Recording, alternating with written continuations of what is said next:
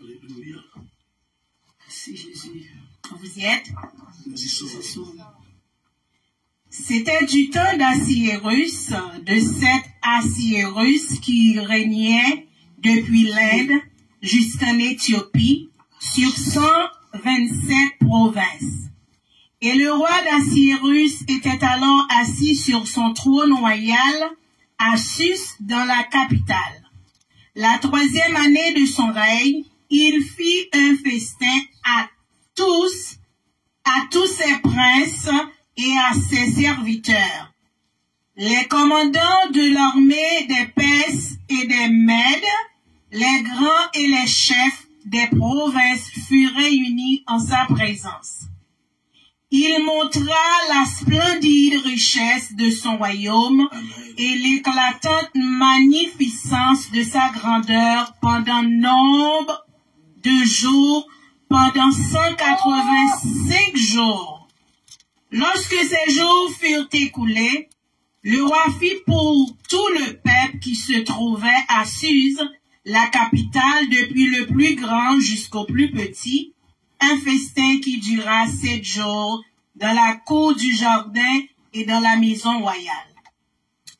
Des tentures blanches, vertes et bleues étaient attachées par des cordons de byssus et de pourpre à des anneaux d'argent et à des colonnes de marbre.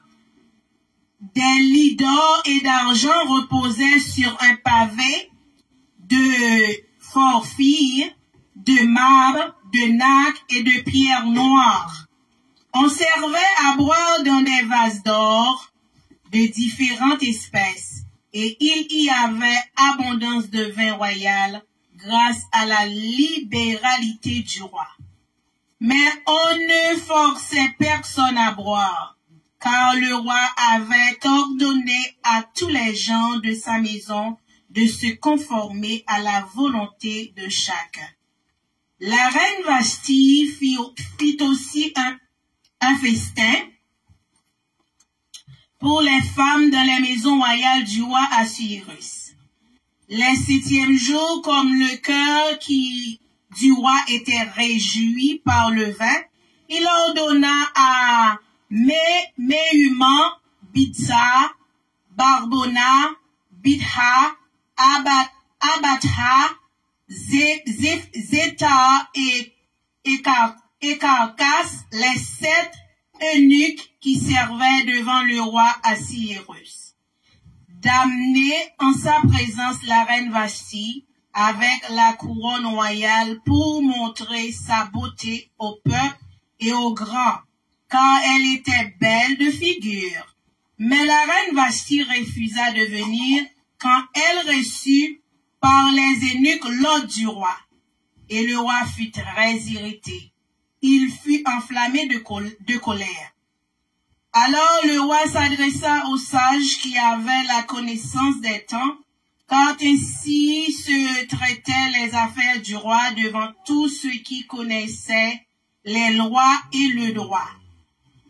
Il avait auprès de lui Karshena, Sheta, Atmata, Tassis, Meres, Masema, Mamukan, 7 princes de Perse et de Médie qui voyaient la face du roi et qui occupaient le premier rang dans le royaume. Verset 15.